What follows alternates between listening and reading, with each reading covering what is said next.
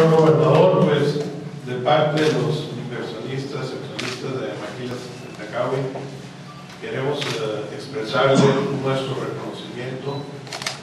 En primer lugar, porque su gobierno ha sido un gobierno que ha entendido muy bien lo importante que es formar los recursos humanos en el Estado.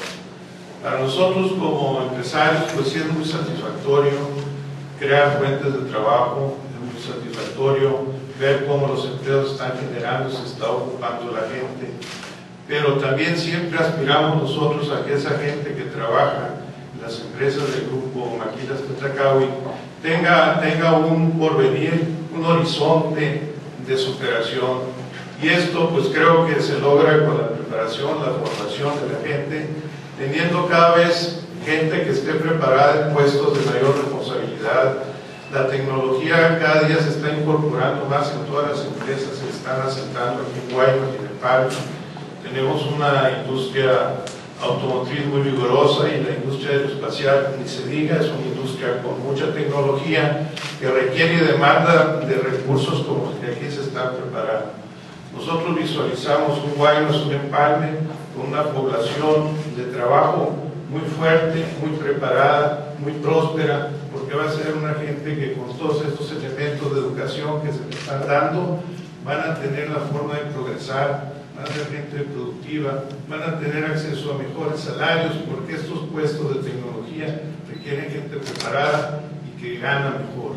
Y eso es lo que creo que todos debemos de buscar. Sí es importante, por supuesto, generar los empleos, pero hay que ir buscando siempre tener compañías cuya tecnología requiera recursos humanos más preparados, para que así también el nivel de la población, de la clase trabajadora, sea de niveles que les permitan tener acceso a lo que en otras partes, en otras ciudades más avanzadas ya se está teniendo.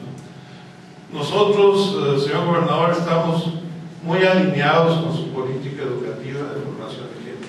Nosotros tenemos esa filosofía y estamos muy satisfechos de todo el apoyo que su gobierno, sus colaboradores, la Secretaría de Economía, todos los que están trabajando con usted, la Secretaría de Educación, han otorgado, pues no solo a este proyecto, sino en general a nuestra actividad de promoción, de buscar traer cada día más empresas de esta región.